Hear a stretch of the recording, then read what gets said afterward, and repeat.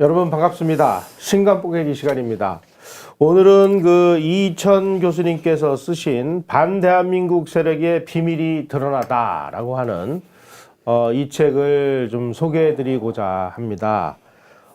이 책을 쓰신 그 이천 교수께서는 국가정보대학원에서 후진을 양성하시다가 이제 나오셔서 맹렬히 요즘에 그 대중 계몽 활동을 하고 계십니다. 과연 왜 이 책을 쓰셨고 이 어떤 내용이 들어있는지 알아보기 위해서 이천 교수님을 스튜디오에 모셨습니다. 안녕하십니까? 네, 안녕하십니까? 예. 그 일반인들이 네. 국가정보대학원 그러면은 네. 잘 모르는데 네. 이게 어떤 학교인가요? 국가정보원 소속의 이제 정보대학원이었는데요. 예. 90년대 말에 이제 정식 교육부 등록 이렇게 학교로 이제 시작을 했습니다. 그러면 했는데 예. 원세훈 원장 때 이제 좀 이런저런 내부의 논란 끝에 예. 정보대학원 설치법을 폐지하고 예. 그다음에는 이제 그 산하의 교육기관으로 이제 교육원으로 이렇게 다시 복귀를 했죠. 그러면 이제 국가정보원 요원들만 가서 공부를 하는 그런 학교인가요? 그런 학교인데 예. 원래 설치법에서는 이제 외부 이제 공무원들 중에도 네. 국가 안보와 관련된 거를 이제 교육하고 네. 석사도 이제 주는 걸로 이렇게 돼 있었는데 이 보안상 문제라든가 이런 것이 논란 끝에 예. 내부에 이제 폐지하는 걸로 그렇게 결론이 났었죠. 예. 이 책이 그야말로 정말 대한민국이 어떤 체제 전복 위기에 이 백척간두에 서 있다. 우리 정신 차리고 정신 무장을 합시다. 이런 뜻을 담고 있는 내용으로 제가 봤습니다. 그런데 사실 국가안보 문제와 관련해서 제일 국민이 걱정하고 있는 조직 중에 하나가 국가정보원 아니겠습니까? 그렇습니다. 그 국가정보원, 그러니까 대한민국의 이 그 국가안보의 최전선에서 그 목숨 걸고 싸워야 될 그 조직의 수장에 북한에다가 비자금 갖다가 바치다가 들통이 나가지고 실형까지 선고받고 감옥에 갔다 온 사람을 임명을 했다. 자, 국가정보원은 지금 안녕한가요? 안녕하지 못하죠. 지금 현재 대한민국이 좀 이런 상태에 있습니다. 김대중 정부 때도 이제 수사국 같은데 이제 말하자면은 간첩 잡는 기관이 이제 무력화돼 가지고 제대로 활동을 못한 적이 있습니다.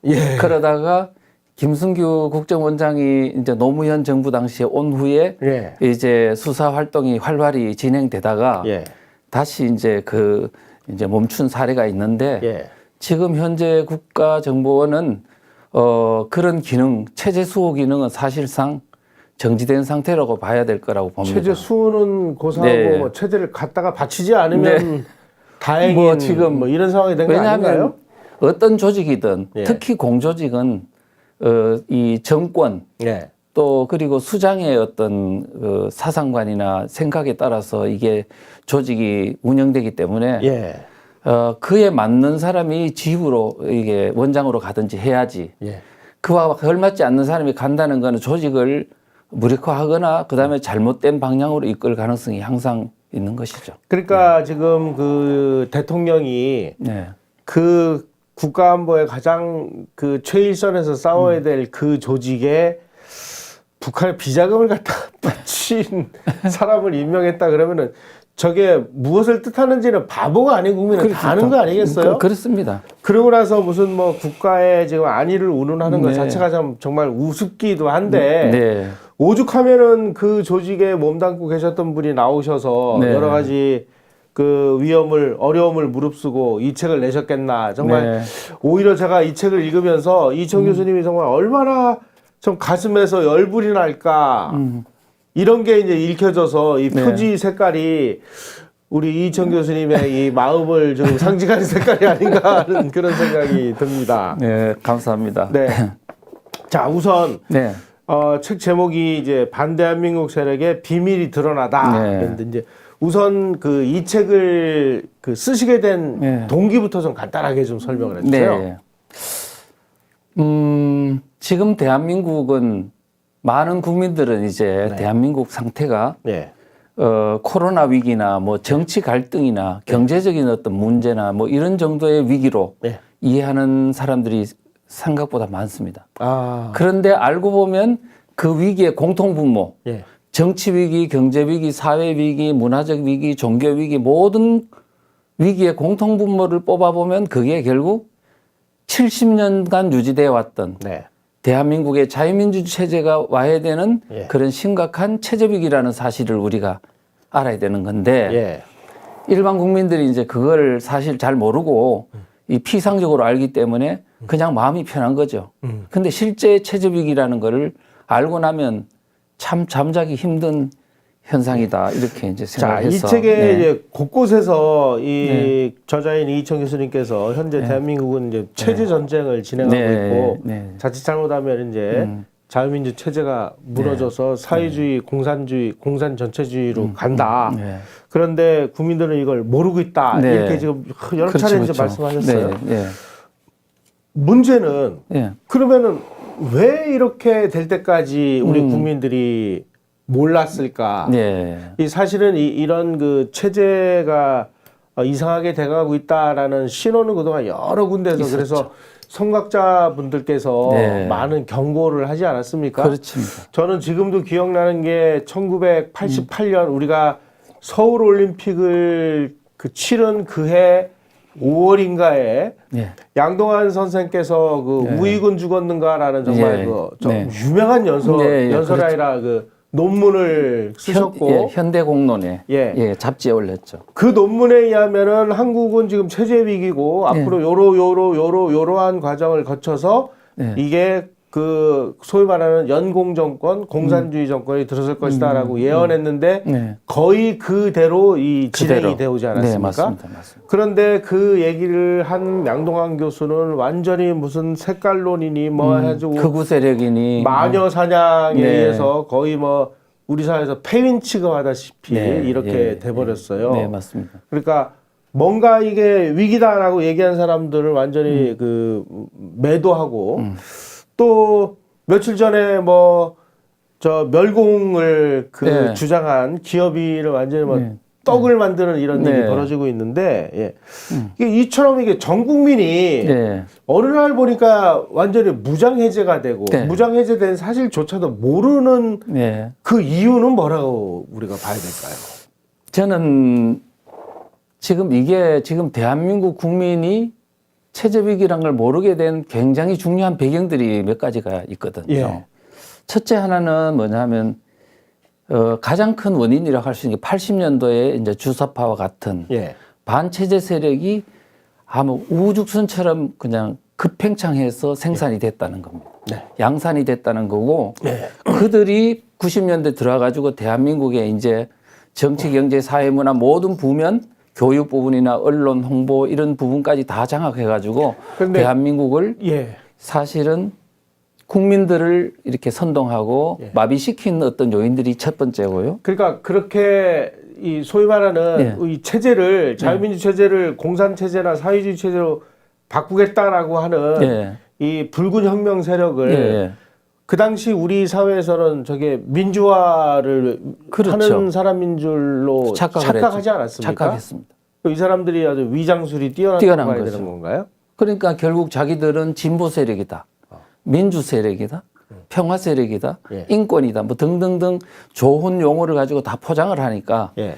일반 대중은 그 용어의 어떤 그들의 어떤 실체를 잘 모르고 속은 거네. 예, 속은 거죠. 예. 가장 국민이- 핵심은 그거라고 생각을 합니다. 그럼 국민이 어리석으면 예. 국가나 예. 언론이나 예. 뭔가 이건 아니야. 네. 이건 위험한 거야. 지금 이렇게 되고 있어라고 네. 뭔가 누군가가 경고 해줘야 되는데 예. 그 해주는 사람을 저런 식으로 이제 없애버리니까 그렇죠. 아는 사람들은 전부 입을 닫았으니까. 그렇죠. 이렇게 된 그때 거야. 양동환 교수님이 이제 네. 아까 우리 김용삼 기자님께서도 말씀하셨지만 예. 제가 교수님한테 들은 바로는 예. 그거를 하고 한겨레 신문 같은 이제 좌파 언론들이 공격을 하고 예. 또 전대협에서 또 공격을 하고 그 다음에 학교에 있는 노조에서 또 교수 연구실에 와가지고 깽가리 치고 그 다음에 몇 날 며칠 괴롭히고 그러니까 주변에 있는 교수들이 아이고 저분하고 같이 교류하다가 내가 다치겠다 해가지고 기피하고 학교에서는 학교가 힘드니까 저 미국 좀 가 계시면 안 되겠냐 그러고 그래서 10년 동안을 수업을 배정을 못 받았다고 합니다. 그러니까 가르치는 네. 기회마저 박탈을 기회하고 제자 훈련이 안 된 이렇게 된 상황이다 보니까 예.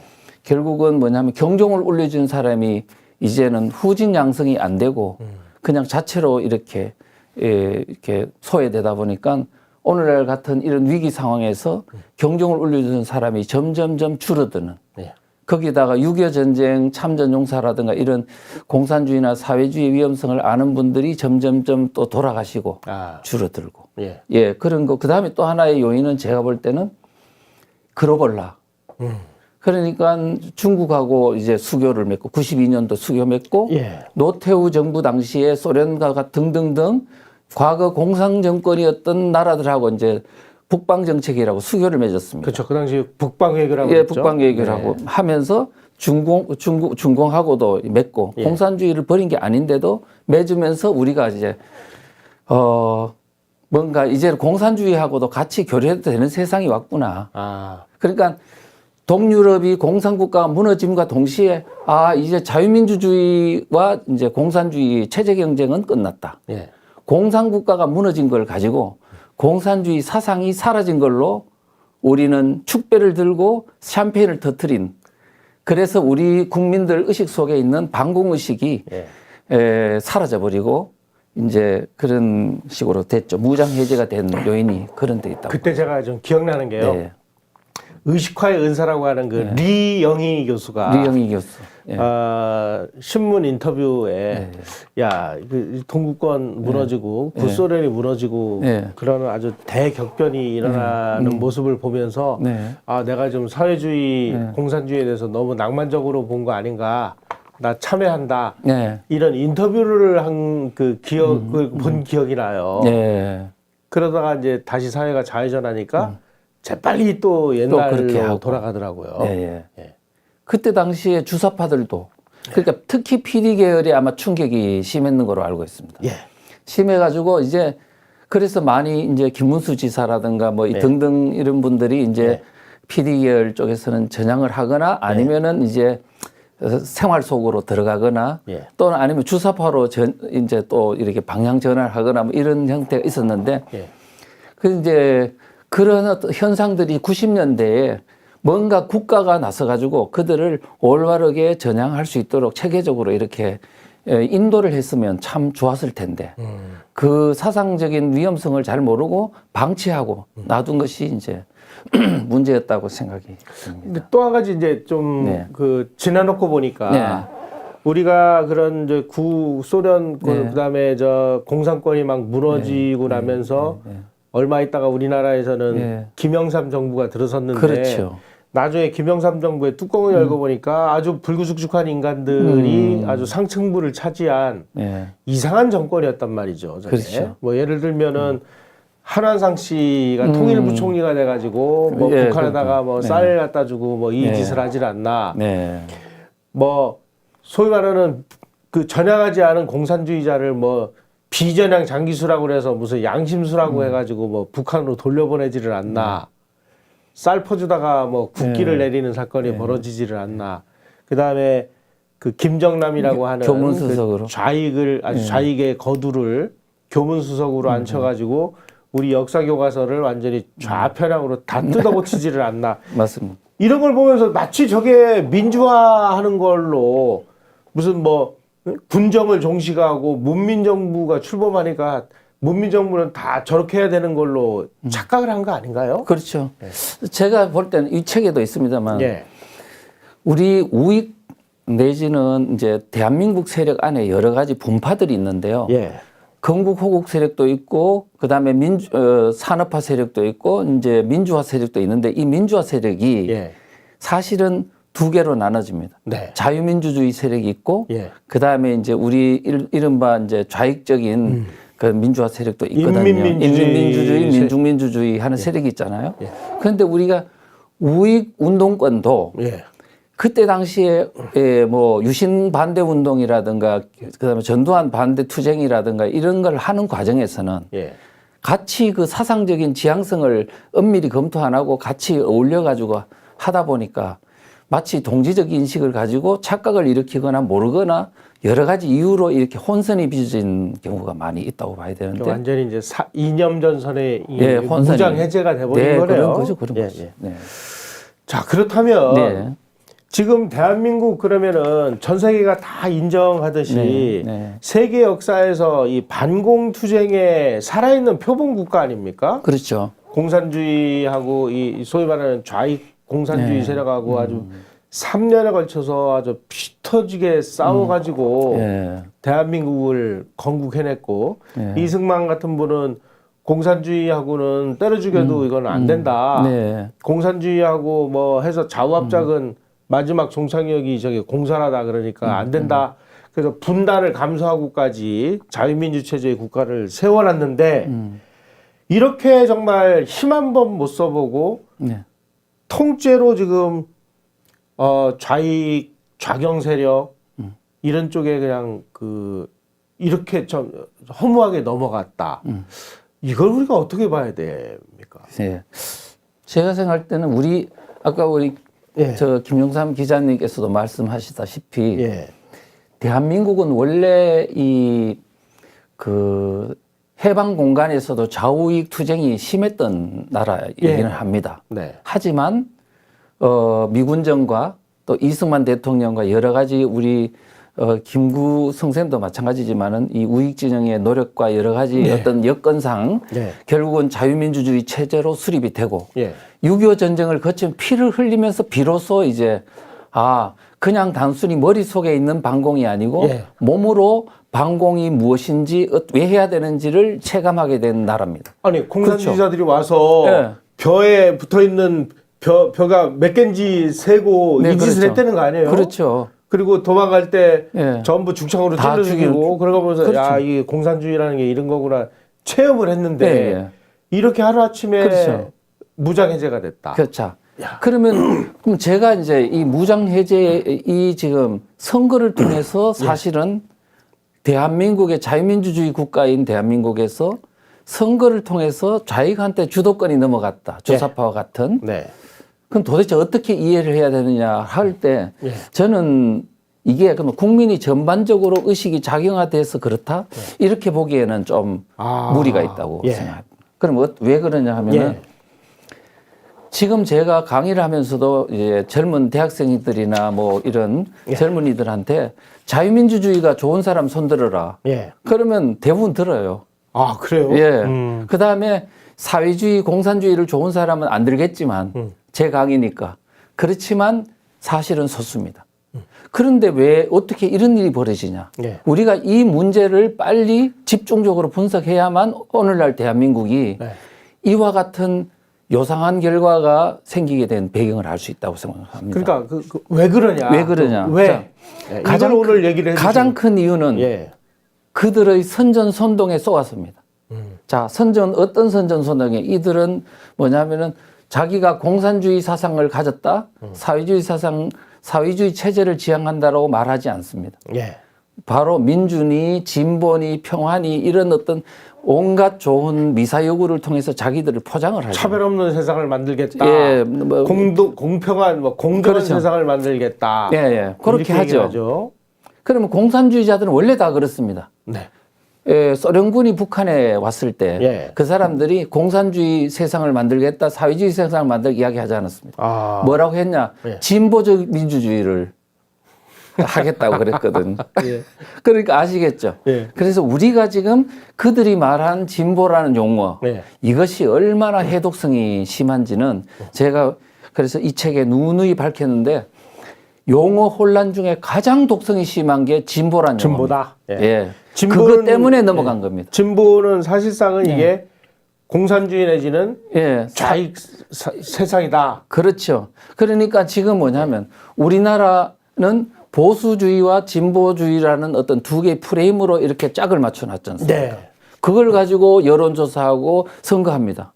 그런데 이 진보라는 용어를 그거를 이렇게 프레임을 만든 사람이 누구냐? 좌익이거든요. 예. 90년도 전후에 만든 걸로 돼 있습니다. 자기네들은 아주 굉장한 그 진보. 개혁 진보 세력으로 포장을 하죠. 그 다음에 거기다 보수로 짝을 딱 맞춰 놓으니까 어떤 문제가 생기냐 하니까 이게 보수를 좋아하는 사람은 진보를 싫어하는 수구 꼴통으로 이렇게 프레임이 돼버리고 예. 진보는 나아갈진 걸음보. 앞으로 나가는 현재보다 좀 더 좋은 세상을 만드는 사람들. 예. 이걸로 포장을 딱 해버리니까 사상에 대해서 모르는 일반 대학생들의 젊은이들, 일반 국민들이 보수가 좋아, 진보가 좋아. 그러면 당연히 내가 젊은 청년이 어떻게 앞으로 나가는 걸 좋아해야지 앞으로 나가는 걸 싫어하는 수골통을 좋아할 수 있냐. 예. 이렇게 해가 진보 그룹으로 다 들어갔어요. 예. 그걸 30년간 그렇게 모았습니다. 모아가지고 선거를 했더니 이겨버렸습니다. 예. 그러니까 전 국민이 속았다? 속았다. 예. 예. 그렇습니다. 여론조사를 해봐도요. 예. 2009년도 여론조사를 해보니 진보를 좋아한다고 하는 사람이 36%, 중도가 34%, 예. 보수라고 생각하는 사람이 24% 이래 나왔습니다. 그러니 앞으로는 그러면은 이제 여론조사를 할 때는 당신은 공산주의가 좋습니까? 실명제로 해야죠. 자유민주주의가 좋습니까? 예, 그렇습니다. 이렇게 물어야 되겠네요. 예. 예. 그 다음에 또 다른 어떤 우리가 객관적 용어를 쓰든지. 예. 예, 뭐 저희 그런데 지금 그 문재인 정부는 이제 그렇게 아주 선전선동이나 속임수에 의해서 자기네들이 정권을 잡아서 이미 이제 모든 실체가 다 드러났잖아요. 알고 보니까 야 저것들 뭐 부자의 고가를 털어서 뭐 어떻게 해도 된다. 우리나라의 가장 중요한 성장 동력이었던 원자력을 완전히 막 박살을 내버리고 뭐 중공으로부터 무슨 뭐 패널 사다가 무슨 뭐 태양 에너지를 한다 뭐 이게 다 들통났잖아요. 네, 그렇습니다. 그럼에도 불구하고 우리 국민들이 지금 내년 3월 그 대선에서 문재인 정부하고 거의 그거보다 더 훨씬 더 아주 급진적으로 위험한 그쪽 세력에게 지금 30%가 넘는 지지를 보내고 있는 이유는 대체 이런 이유 이거는 뭘로 이건 선전선동이라고만 볼 수 없는 거 아닌가요? 선전선동이 쏘갔다라는 그룹이 이제 큰 것이 있고요.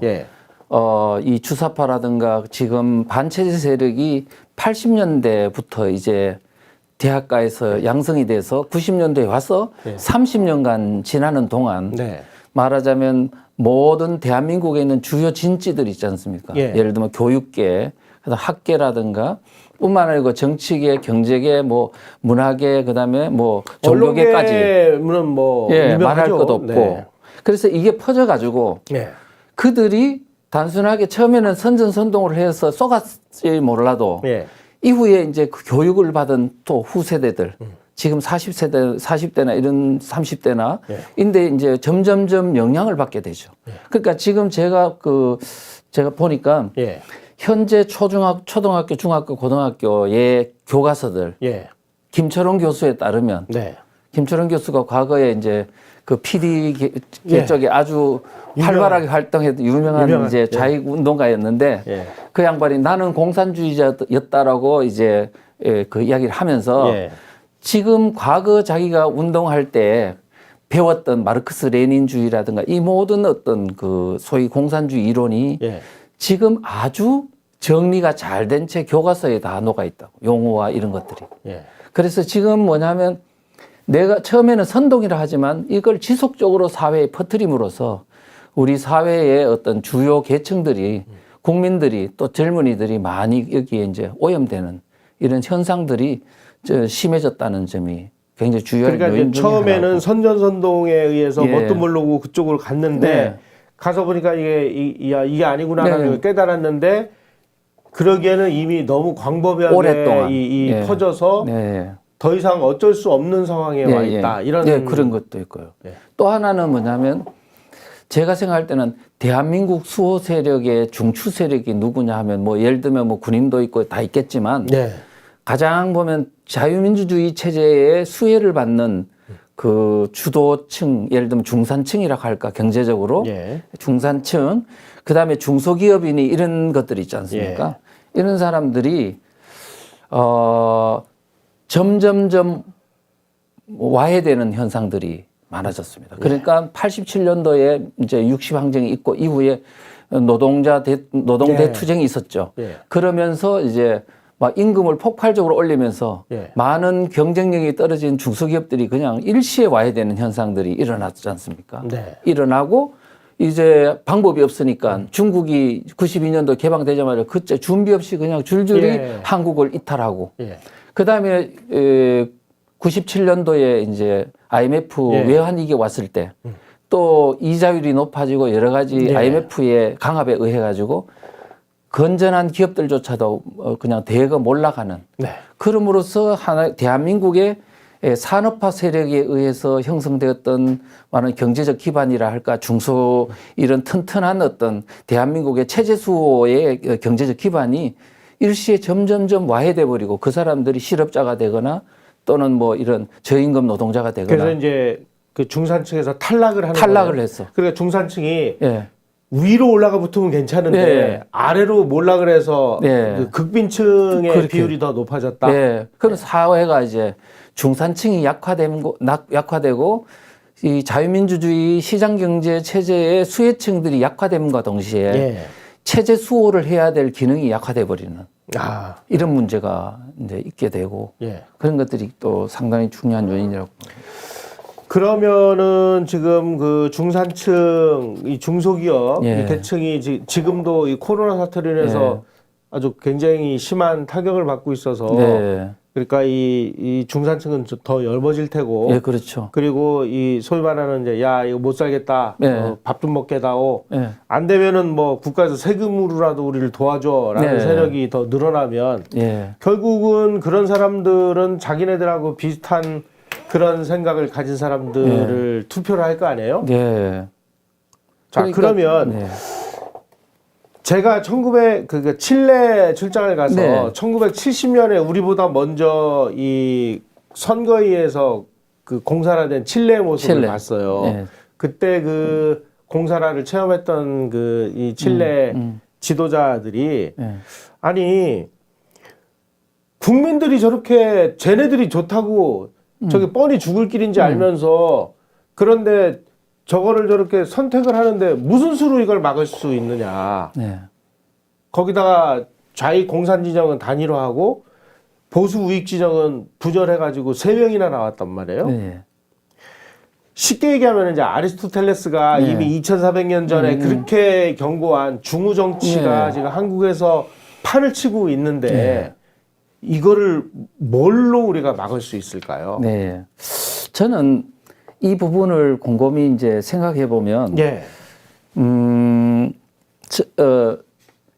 좌경화된 비율이 많은 건 사실입니다. 좌경화가 된다는 뜻은 그들의 선전선동이 쉽게 수용된다는 뜻이고, 그 다음에 지금 반공을 해야 된다고 하면은 거부 반응이 생기는 비율이 높아졌다는 뜻인데, 그럼에도 불구하고 대한민국은 생각보다 자유민주주의와 시장경제를 해야 된다는 그렇게 긍정적인 인식을 가진 그룹이 비율이 생각보다 높습니다. 높고 그래서 결국은 뭐냐면 실명제로 사상적인 실명제로 우리가 정확하게만 알려준다면 그 지금 그렇게 간단하지 않습니다. 간단하지 않고 근데 그렇게 정확하게 알려줘야 될 그 언론과 그 정부가 지금 저쪽 정부가 돼버렸어요. 그렇죠. 그래서 결국은 뭐냐면 우리가 이제는 우리가 지금까지 왜 체제 위기가 왔느냐 하면 대한민국의 자유민주주의를 지켜야 될 사람들이 자기 스스로 지키질 않고 정부한테만 맡겨놨습니다. 정부가 알아서 하겠지. 체제 수호는 정부의 몫이지. 국정원의 몫이고 그다음에 뭐 경찰의 몫이지. 뭐 내가 뭐 나는 돈만 벌면 되지.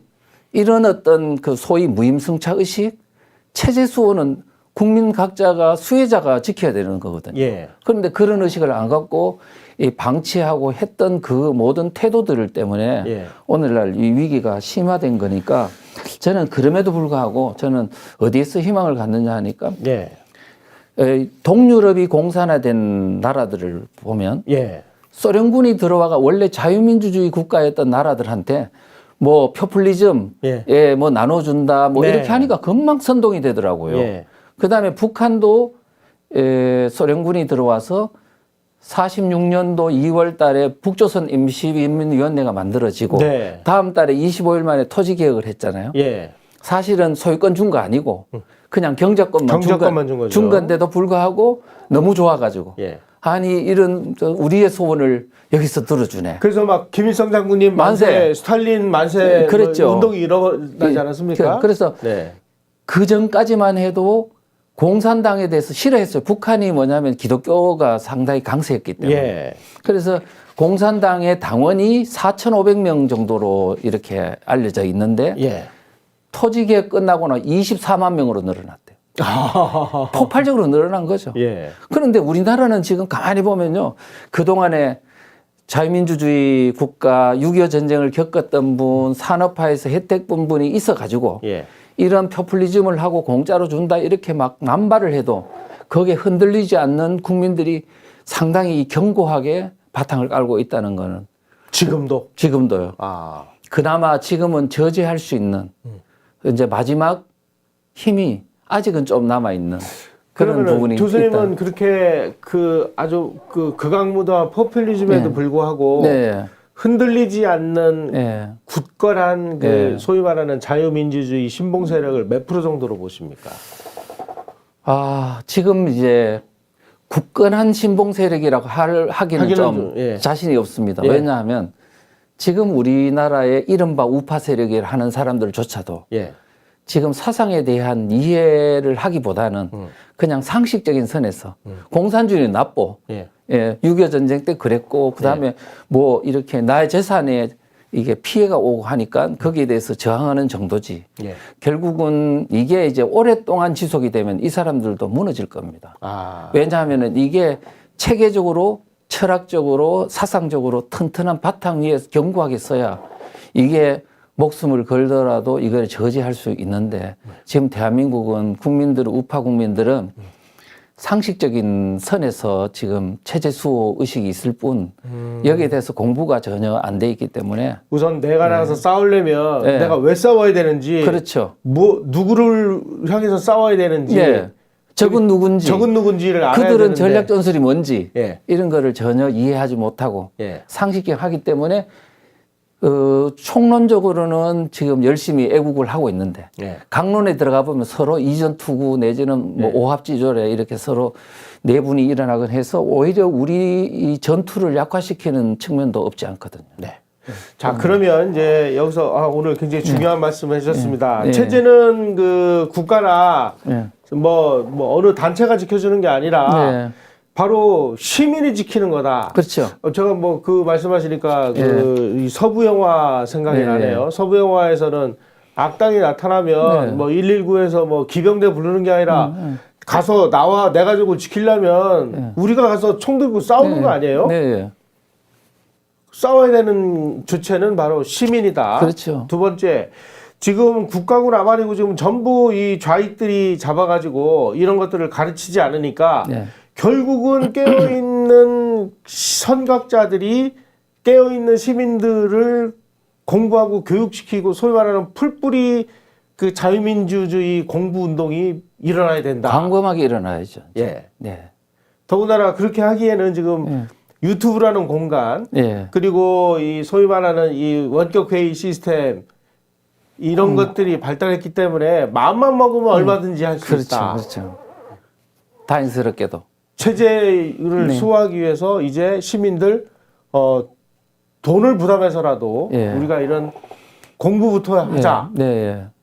이 내용이네. 여기도 제가 보니까 뭐 그런 내용 많이 써놓으셨대요. 그 내용 많이 해놨습니다. 네. 결국은 저는요, 이 대한민국을 살릴 수 있는 간단한 방법은 첫째는 공부해야 된답니다. 공부하라. 지금 제가 이제 그때 태극기 집회 같은 데 가서 또 이제 대한민국의 이제 박근혜 대통령이 사실은 법의 판단도 받지 않는 채로 끌어내려지는 그 사태에 즈음해가지고 우리가 지금 해야 될 거는 공부해야 된다라고 했거든요. 그런데 뭐라고 이야기하냐면 지금 공부할 때냐고 가서 데모할 때지 뭐 이렇게 이야기를. 자, 제가 이거 한번 그 당시에 이 소위 말하는 촛불 시위를 하는 현장에서 지금 뭐 문제는 자본주의다. 자본주의 위에 민주주의는 없다. 뭐 이게 나라냐? 사회주의가 답이다. 문제는 자본주의다. 그러니까 결국은 이 자본주의가 문제니까 사회주의로 그 나라를 바꾸자 하는 운동을 하러 나온 사람들인데 이거 무슨 마치 뭐 사회 정의 민주화를 위해서 나온 것처럼 이렇게 외치지 않았습니까? 그렇죠. 그러니까 저는 이 책에서 촛불 시위라는 거를 실체를 좀 통찰해야 된다라고 주장을 했거든요. 사실 제가 이 책을 만드는 데는 14년이 걸렸다고 생각할 수 있습니다. 그러니까 2008년도 광우병 촛불 시위 때를 보고 양동환 교수님하고 한국학중앙연구원에서 만나가 이 사태를 어떻게 봐야 됩니까? 결국은 반체제 세력에 대한민국을 무력화시키고 끌어내리기 위한 어떤 시도다. 그러면 이 위기, 체제 위기를 어떻게 해야 됩니까? 국민들을 깨워야 된다. 뭐 어떻게 깨웁니까? 제가 할 수 있는 게 없는데. 책 쓰면 되지. 그렇게 해서 반대세의 비밀이라는 책을 썼거든요. 그래서 그때 당시에 베스트셀러가 됐는데 그때부터 지금까지 쭉 관찰하고 자료 모으고 글 쓰고 했던 걸 다 종합해가 이번에 이제 글 냈는데 핵심은 뭐냐면 2002년도 효순미선 사건, 2008년도 광우병 촛불 시위, 2016년도 박근혜 대통령을 끌어내리는 촛불 시위. 이 공통 분모는 결국은 뭐냐, 반체제 세력이 결국은 이제 자기들의 광장을 장악해 가지고 사실은 대한민국을 흔들어 가지고 결국 그들이 원하는 체제를 만들겠다는 시도인데 일반 국민들은 그때 외부에서 이제 포장한 용어들 있지 않습니까? 우리 건강을 위해서 광우병, 미국 쇠고기는 광우병 먹으면 광우병 걸리는데 왜 우리가 죽어야 되냐고 막 이렇게 이제 선동되고 뭐 뇌송송 구멍탕 그랬죠. 그렇죠. 그다음에 2002년도 효순미선 사건도 그렇잖아요. 아니 그 여중생들을 장갑차 그 사건인데 그냥 단순한 어떻게 보면 교통사고이죠. 왜냐하면 좁은 도로에서 이렇게 마주오는 장갑차를 피하기 위해서 이렇게 길가로 가다가 사고 난 건데 그런데 그거를 애가 안 죽으니까 다시 빠꾸해가 깔아주겠느니 뭐 이런 이야기 한다든가. 그 다음에 지금 2016년도 박근혜 대통령 탄핵 사태도 마찬가지고. 그래서 결국은 핵심은 뭐냐면 반체제 세력인데 일반 국민들은 그 촛불 시위의 그 본체를 모르고 실체를 모르고 거기에 있는 포장된 어떤 슬로건에 우리가 많이 선동당해서 그런 거라 이렇게 생각을 할 수 있거든요. 저는 지금 그 좀 교수님의 의견 지금 아직까지 그 자유민주주의 체제를 그래도 유지하려고 하는 세력이 상당수 존재한다 이렇게 말씀을 하셨는데 저는 이제 근대사 현대사를 같이 공부를 하면서 지금 느끼는 건 한국은 아직도 우리 이 한국인들은 근대인이 안 됐다라고 봐요. 물론입니다. 왜냐하면 조선 500년 동안 이 주자성리학이 아주 강력하게 그 영향력을 행사한 나머지 자유민주주의의 체제는 개인의 재산, 소위 말하는 사유재산 그리고 법치 이게 그 사유재산을 지키는 그 법의 제도가 이게 핵심인데 지금 우리 사회는 조선 500년이 끝난 지가 벌써 한참 됐는데도 불구하고 개인이라는 것을 학교에서 가르치지도 않고 사익의 추구는 나쁜 걸로 우리가 이해를 하고 뭐 공이라든지 공공선이라든지 평등이라든지 이것이 마치 사회의 그 윤리인 것처럼 이렇게 그 강제되는 이런 상황이 되다 보니까 한국은 그냥 놔두면 저는 좀 미안한 얘기지만 그 공산주의로 갈 확률이 저는 99%라고 봐요. 그러니까 다시 말씀드리면 우리 휴전선 북쪽에 있는 저 극악무도한 그 김정일 체제가 한국인들의 심성에 딱 맞는 체제라는 거죠. 충분히 일리 있는 말씀인데요. 제가 이제 몇 가지 그거와 관련돼서 말씀드리면 지금 체제 수호 세력이 있다라고 하는 것하고 그 체제 수호 세력이 건전한 시민으로서의 의식을 가지고 우리 자유민주주의 체제를 지켜야 되겠다고 하는 거하고는 좀 차원이 다른 제가 볼 때는 너무나 이 근대 자유민주주의적인 그런 경험도 없었고 그다음에 또 우리가 자유민주주의를 이 획득해 나가는 과정에서 너무나 보면 무임승차한 경우가 많습니다. 예. 일제시대 때 미국이 사실은 원자폭탄을 터뜨려 줌으로써 우리가 사실은 피동적으로 해방이 됐고 예. 미군정 3년에 의해서 또 우리가 자유민주주의 국가가 수립이 됐고 예. 이승만 대통령하고 이런 지도자에 의해서 6.25 전쟁을 또 막아주고 예. 유엔이 도와주고 그다음에 또 산업화 박정희 대통령과 같은 이런 지도자에 의해 가지고 경제가 개발이 됐을 뿐 예. 우리가 뭔가 국민들의 의식에 의해 가지고 그것이 하나씩 이 토대가 되어 가지고 이렇게 나라가 이 현재 상태에 3만 불이 된 게 아니거든요. 네. 그래서 우리 국민들 의식 속에는 굉장히 자유에 대한 가치도 모르고 네. 또 무임승차하고 예. 그냥 나는 내가 돈 벌면 되는 거지 이렇게 생각하는 의식이 소위 말하는 이제 그 아주 천민 자본주의죠. 뭐 그렇게 이야기할 수도 있는 부분들이 네. 있거든요. 그래서 지금 사실은 체제 위기가 왔는데도 제가 관찰해 보니까 도저히 이거를 이룰 수는 없다. 우리나라의 체제의 수혜 세력이 누구냐 하면은 예를 들면 기업이라든가 그다음에 돈 있는 사람 그다음에 그동안의 권력과 명예와 이런 것을 갖추던 사람 아닙니까? 안 나오더라고. 예. 그런 걸 보면 아 대한민국은 체제 수혜를 못 받는 사람이 나와가지고 태극기를 흔들고 하는 것으로 이 나라 지켜지겠느냐. 저는 그런 면에서 지금 아까 말씀하신 그야말로 대한민국을 지키려고 하는 그 세력이 존재한다라고 보는 것 자체가 허상 아니냐.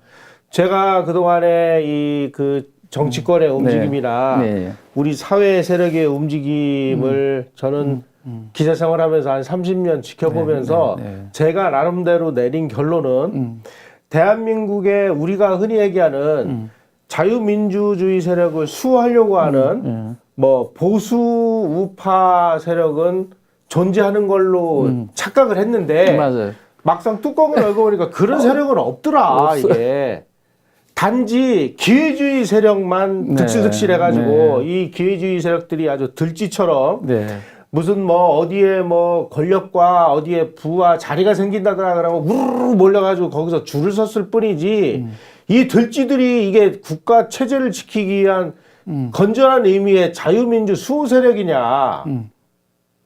너무나 부족하죠, 뭐.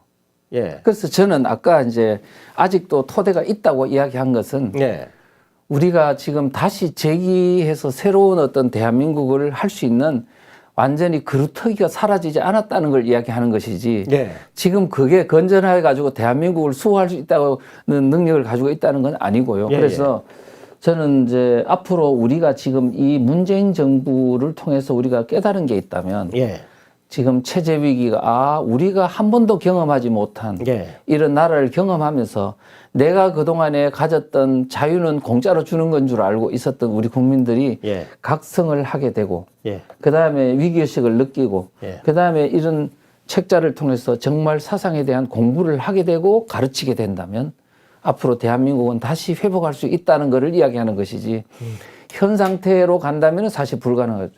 제가 아까 제가 보인 자료 중에서 한 3번째를 한번 좀 보여주십시오. 자료를 하나 좀 띄워 올려주세요.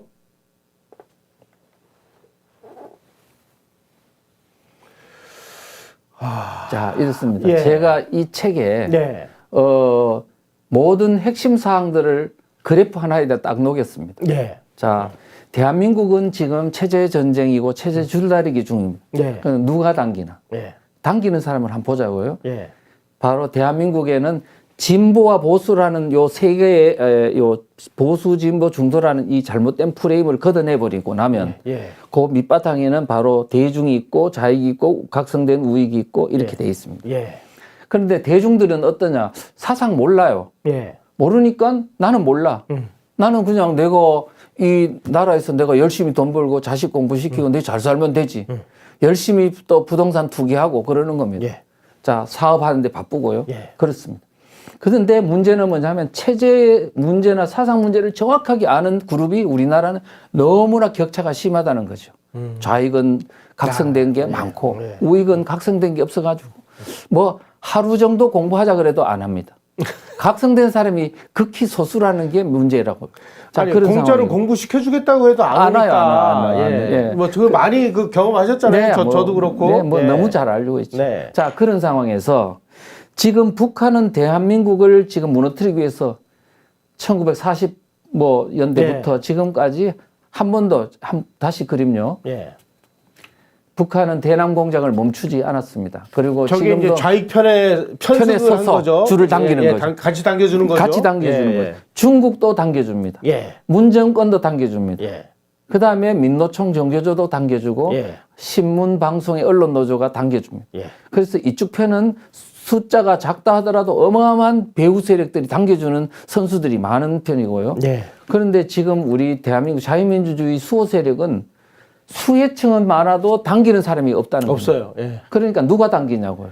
그 다음 심판석에 올라가 있는 사람들, 지식인들. 예. 중립성, 내가 보수 진보 중에 내가 중립을 지켜야 이게 지식인이고 편향되지 않지 뭐 이런 생각. 예. 종교인들은 정교불린데 어디에 그런데 나서냐. 네. 기도만 해야지 뭐 이런 생각을. 그러니까 지금 대한민국의 자유민주주의가 좋다고 하는 사람들이 허상이란 말이 바로 지금 이거를 이야기하고 있는. 글쎄, 저는 네. 지금까지 막 많은 사람들이 보수 우익이 소위 말하는 어떤 세력으로서의 그런 사람들이 존재하는 걸로 알고 있는데 막상 뚜껑을 열어보니까 이거 완전히 빈 깡통이더라. 맞습니다. 예. 예. 그러니까 이제 지금 이런 심각한 문재인 정부를 체험하고 네. 다음번 선거를 구성하는 상황이 됐음에도 불구하고 이런 카오스는 계속되고 있는 거 아닌가. 그렇죠. 카오스는 되죠. 예. 그래서 우리가 지금 이 카오스 상태를 벗어나기 위해서 우리가 어떻게 해야 되느냐. 예. 거기서 첫째는 뭐냐면 저는 몇 가지로 생각합니다. 네. 하나는 이 정세가 어떤 정세냐. 코로나 위기 정세냐 아니면 경제 위기냐 정치 위기냐를 그런 어떤 정세가 아니고 자유민주주의 체제가 무너지는 정세라는 걸 이제 똑바로 알아야 된다. 예. 예, 체제 위기라는 걸 알아야 된다. 두 번째는 예. 그러면 체제 전쟁이고 체제 위기라면 도대체 이 무너뜨리려고 하는 이 상대편, 그래 적이라고 지피지기면 백전불태라는 말이 있지 않습니까? 손자병법에. 그러면 적은 누구냐 알아야지 전쟁에 해서 이기죠. 적이 누구냐. 자, 그럼 주사파와 같은 반체제 세력은 어떤 사람이고 그들의 전략 전술은 무엇이고 그걸 모르고 전쟁을 한다는 것은 백전백패죠. 그걸 알아야 한다. 그 다음에는 또 뭘 알아야 돼? 우리가 어느 정도의 역량을 갖고 있는지. 자유민주주의는 무엇인지 우리가 거기에 대한 바탕, 우리의 체제가 무엇인지를 정확하게 아는 것도 해야 된다. 자, 그런 후에 그렇다면 우리는 어떻게 할 것인가. 이기기 위해서는 어떻게 해야 되는 것인지 그거를 분명히 좀 깨닫고 전략 전술을 우리도 나름대로 수립하는 그런 게 필요하다. 그러면 뭐냐, 오합지졸의 어떤 그 소위 부대가 아니고 일사불란한 전투병이 되려면 뭐가 있어야 되냐, 내비게이션이 같아야 됩니다. 내비게이션이 같으려면 이 책을 읽어야 된다. 저는 이제 그렇게 마음으로 이렇게 쓴 거죠. 네.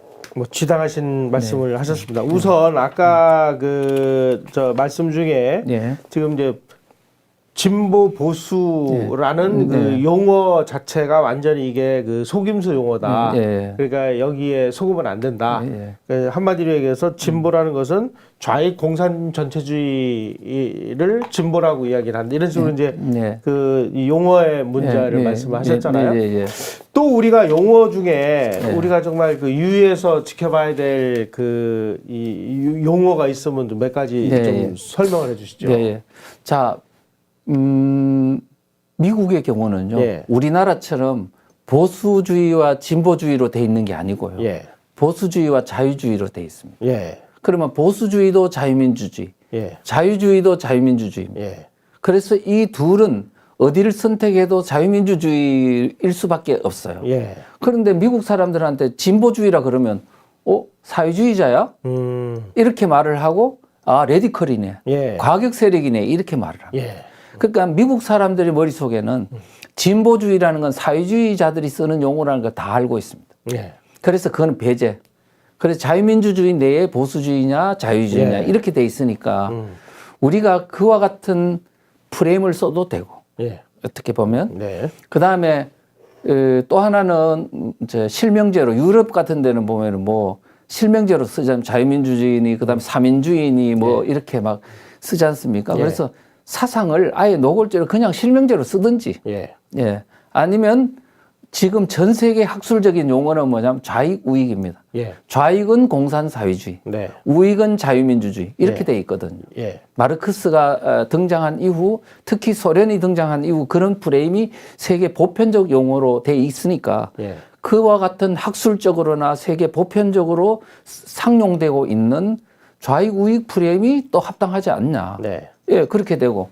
그 다음에 좌익인지 우익인지 아리까리한 경우는 좌경이라는 용어를 우경이니 좌경이 용성되니까 예. 얼마든지 우리는 거기에 선택적으로 쓸 수 있다. 예. 자, 그렇게 할 수 있고. 그 다음 제가 이제 이 책에서 이제 제안한 거는 네. 대한민국 세력과 반대한민국 세력이라는 용어를 쓰자. 예. 그러면 장점이 뭐가 있냐? 예. 왜 하필 독특한 이 프레임을 만들었냐 하니까 한국적 상황에 매우 적합하다. 아. 예. 대한민국은 북한과의 이제 체제 전쟁을 벌이고 있는데 예. 그 사람들이 단순히 사상적 계급투쟁적인 어떤 그것만 하는 게 아니고 예. 민족주의적인 역사적인 어떤 이런 것까지를 다 가지고 우리를 위협하고 공격하고 무너뜨리려 하기 때문에 네. 대한민국을 긍정하냐 부정하냐로 하면 그 사상과 역사와 그다음에 모든 걸 다 같이 녹일 수가 있거든요. 굉장히 좀 단순해질 수 단순해지죠. 있겠네요. 네. 그러면 일반 국민들이 볼 때는 대한민국 세력, 대한민국 긍정하냐 부정하냐 물으면요. 초등학생도 다 대답할 수 있습니다. 예. 그래서 국가를 기준으로 하는 게 네. 타당하지 않냐. 네. 예, 그렇게 해서 상당히 그 지금 상황에서는 네. 헷갈리지 않고 사람들에게 예, 뭔가를 단순화해서 얘기 줄 수 있는 네, 굉장히 예. 파워풀한 그런 구분법 그렇죠. 같아요. 너 대한민국에 반대하는 놈이야? 찬성하는 놈이야? 이렇게 물을 수가 있잖아요. 그렇죠, 그렇죠. 예. 그렇게 되면은 어떤 장점이 또 있냐 하니까요. 네.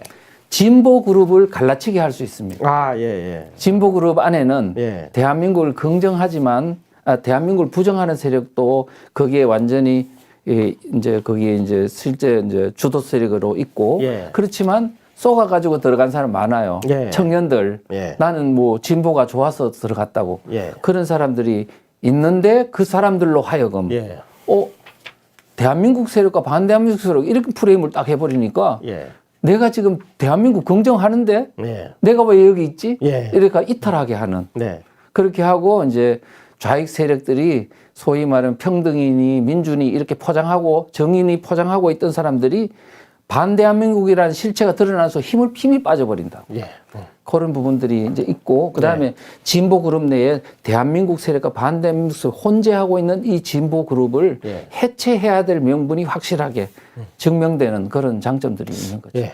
그래서 앞으로는 우리가 뭐 이 용어나 이런 부분에 대해서 헷갈리거나 그럴 때는 대한민국 세력이냐 아니면 너는 대한민국을 반대하는 세력이냐 그렇게 이렇게 해서 오히려 상대방을 아주 코너로 몰아붙이는 그렇죠.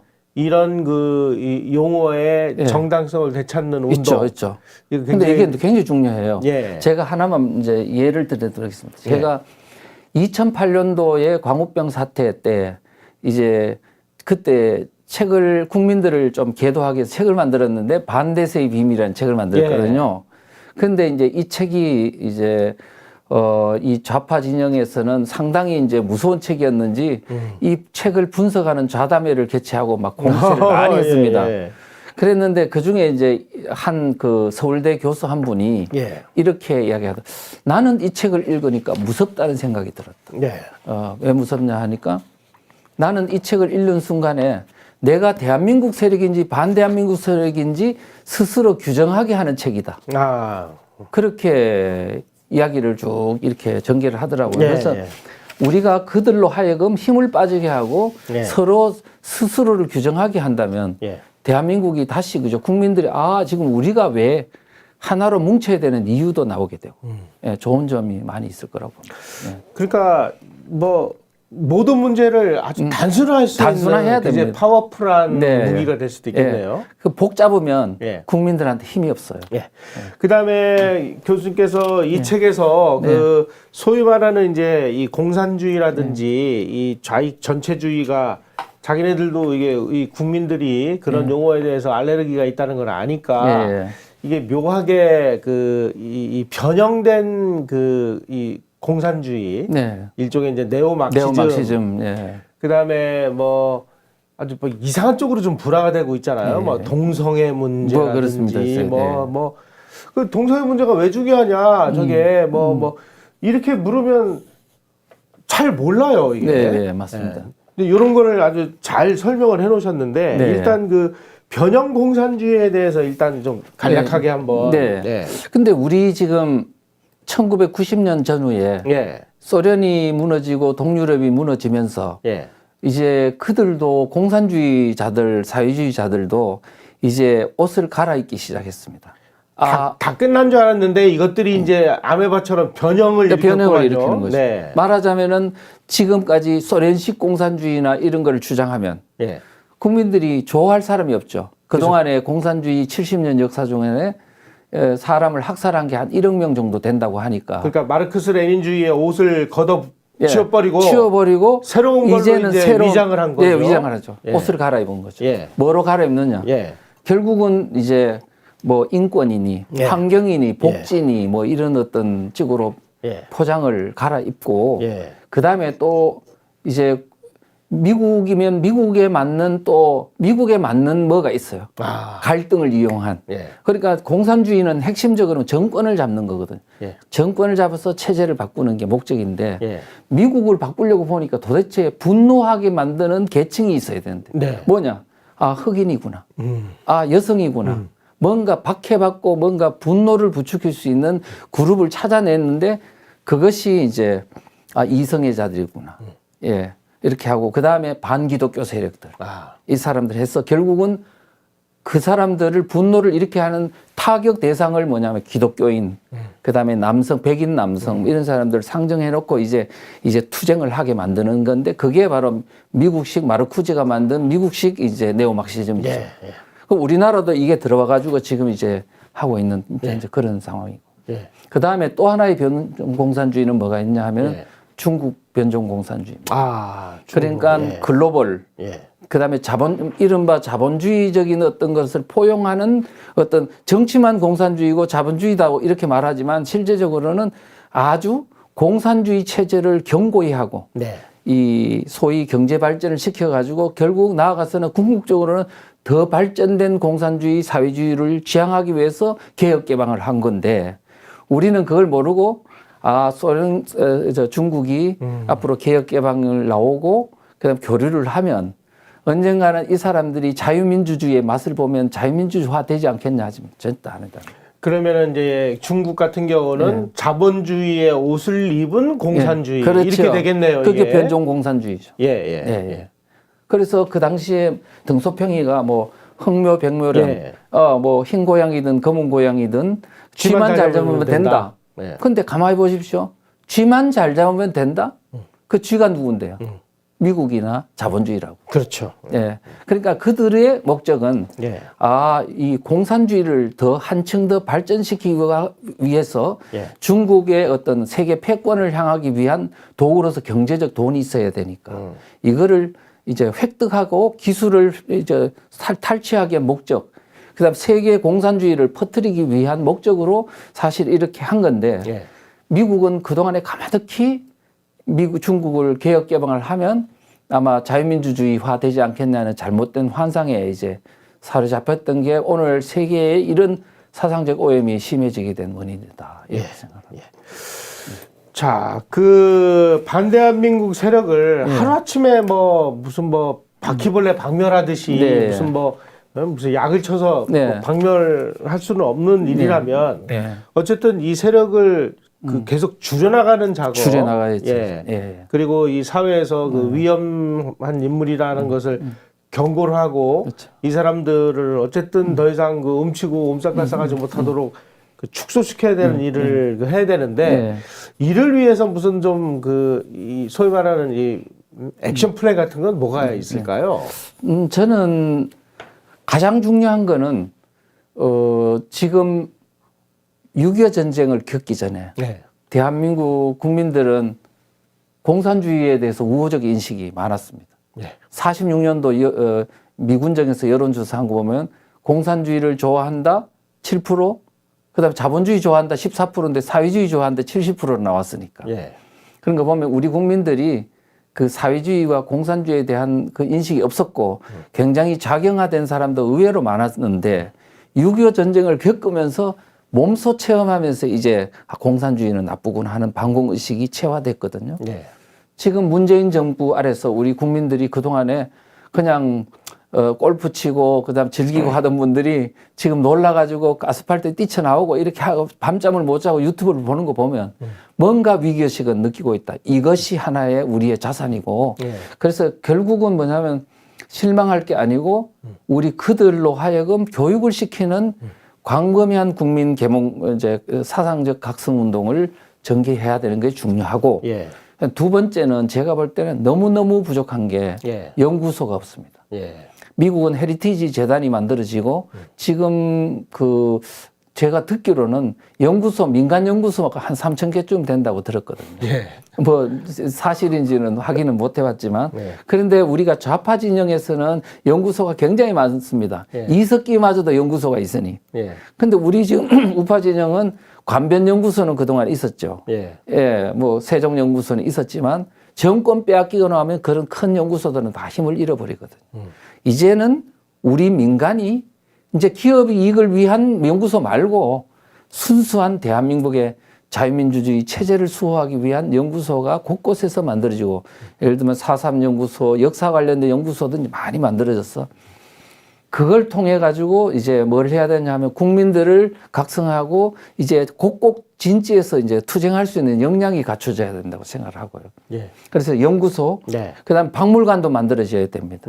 그래서 하고 그다음에 교육을 시키는 민간 교육기관이 뭐 확산이 돼야 되고, 그와 함께 이제 우리 이 법령 만드는 것도요.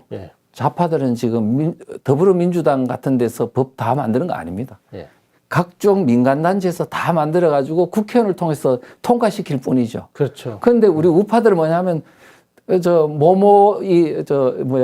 우파 정당 보고 당신네들은 법을 똑바로 못 만드냐, 그 다음에 왜 저걸 못 막냐 그러는데 사실은 그게 아니고요. 민간 연구소가 다 만들어가지고 그거를 국회를 통해서 통과시키는 어떤 절차를 밟는 것이지 거기서 다 해주는 게 아닌데 우리는 너무 그 정당에 대한 기대를 하면서 나는 내가 혼자 그냥 즐길 테니까 당신들이 사줘줘 이런 어떤 태도는 지양돼야 될 태도가 아닌가 이렇게 생각합니다. 자, 이제 우리가 이제 어떤 목적을 이루기 위한 전략 전술에 있어서 이 장기적인 플랜이 있다면 이제 단기 플랜도 중요할 것 같아요. 우선 당장 눈앞에 닥친 것은 내년 대선인데 결국은 지금 이념 싸움의 핵심 본질을 뚜껑을 열고 보면 한마디로 얘기하면은 다음 정권을 어떤 사람들이 어떤 체제, 어떤 이념을 가진 사람들이 정권을 장악하느냐의 싸움 아니겠어요? 그렇죠, 그렇습니다. 그런 면에서 보면은 결국은 이념 문제는 이념의 책상에서 떠나는 순간 정치 문제가 되는 거죠. 그렇죠. 그러기 위해서 지금 우선 당장 해야 될 일은 이 좌익 공산주의 전체주의를 추종하는 세력이 아닌 대한민국을 수호하는 세력이 다음 정권을 차지해야 되는 절박한 지금 상황에 처했습니다. 그런데 뭐 아무리 생각을 해봐도 대한민국의 체제를 유지해야 되겠다고 생각한 세력들은 지금 갈려 있고 저쪽은 지금 단결해 있어요. 맞아요. 지금 이 상황이 돼가지고 과연 내년 선거에서 이거 승리할 수 있겠느냐?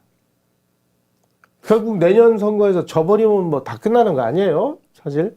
저는 그렇게 생각합니다. 그래서 저는, 그래서 지금 현재 야권이 이제 분열되어 있는 모양새는 있습니다. 윤석열도 있고 안철수도 있고 이렇게 분열된 모양새는 있는데 저는, 단일화가 될 거라고 확신합니다. 왜 그러냐. 지금 문재인 정부 4년 이상 지금 이런 경험을 하면서 처음에는 체제 위기를 못 느꼈던 분들이 지금은 상당히 체제 위기가 심각하고 이제 한 번 더 뺏기면 이제 모든 게 끝장난다고 생각하는 위기의식들이 다 지금 있는 것 같더라고요. 그래서 만약에 현재 이런 상황에서 뭐 단일화를 안 해가지고 분열된 채로 이렇게 한다는 것은 지금 국민들의 어떤 이 분노 수치를 보거나 아니면 자신들이 갖고 있는 어떤 정치적 생명을 보거나 그거는 그런 무모한 거는 저는 안 할 거라고 생각을 하고 있습니다. 다만 지금 이거를 그냥 정치 세력한테 그냥 가만히 놔두고 알아서 하십시오라고 있는 것 있으면 안 된다고 생각합니다. 국민들의 지속적인 압박이 있어야 되고. 그런데 우리나라의 지금 이른바 우파 세력이라는 사람들은 그냥 혼자서 막 이렇게 비판하고 그다음에 이 분노를 표출할 뿐이지 정치적으로 압력을 가하고 압박을 가하고 어떻게 가야 된다고 좀 이렇게 계도하는 능력이 많이 떨어지는 것 같아요. 그래서 이제 그런 분들을 좀 이제 하고 그다음에 또 지금 정치권에서도 뭔가 정말 이 사태를 제대로 할 수 있는 프레임을 좀 바로 잡아야 된다고 생각을 합니다. 그런데 그 프레임이 저는 대한민국이냐 반대한민국이냐 이런 프레임이 좋지 않을까. 그런데 다만 과도하게 사상 침소봉대해가지고 이렇게 사상에 대해서 이해를 안 된 사람이 과도하게 이제 위기의식을 조장하는 것은 부작용이 크기 때문에 있는 사실에 입각해서 국민들에게 사실 있는 체제 위기를 알려주면서 문제를 풀어가는 게 좋지 않을까. 이 선거라는 건 결국 체제 위기를 알리는데 이보다 더 중요한 계기는 사실은 없거든요. 결국은 내년 선거에서 반대한민국 세력이 또다시 집권을 하면 뭐 사실 좀 기사회생이 좀 어렵지 않을까라는 절박함을 안고 이제 이 소위 말하는 대한민국 세력이라고 하는 정치인들을 보다 더 심하게 우리가 압박을 해서 단일화를 해서 어쨌든 승부를 내게 뭐 그런 그렇죠. 단기 전략이 좀 필요할 때가 아닌가 하는 생각이 드네요. 그 다음에 이제 정권을 그 대한민국 세력이 차지하면 그때 가서 이제 그 뭐 5년에 걸친 뭐 프로그램을 가지고 우리가 뭐 어떻게 한다든지 우선 당장은 이제 그게 필요하지 않을까 하는 생각이 드네요. 그렇죠.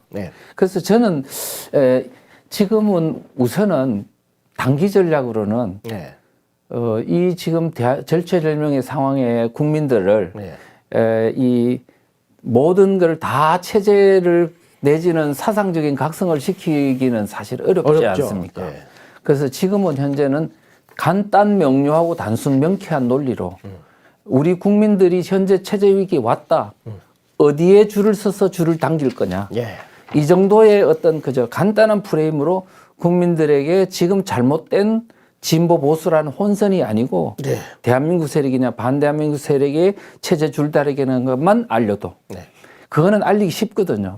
하나의 어떤 그 선거 프레임이나 아니면 그냥 단순하게 언론이나 이런 데서 좀 알려주면 그 정도는 우리가 판단해낼 수 있는 거 있으니까 이제 그런 것들을 가지고 했으면 좋겠고 그 다음에 이제 집권을 했을 경우에는 지금과 같이 그동안 있었던 방식으로는 절대로 안 됩니다. 이제는 그냥 단순히 정부에만 맡겨놓고 그다음 집으로 돌아가서 나는 열심히 돈 벌게 이런 태도로는 절대로 이제는 집으로 돌아갈 수 없습니다. 이미 이거는 이 정도로 심화됐고 한 단적인 예로 일본의 경우는 1년에 한 30건 정도의 법률안이 개정 제정된다고 합니다. 그럼 우리나라는 지금 문재인 정부 들어서서 법률이 몇 개나 제정 개정 3,800건 정도 됐습니다. 그런데 여러분 보십시오. 그 홍콩의 경우는 송환법 하나 법률 때문에 700만 명 중에 200만 명이 거리로 뛰쳐나왔습니다. 법 하나 때문에.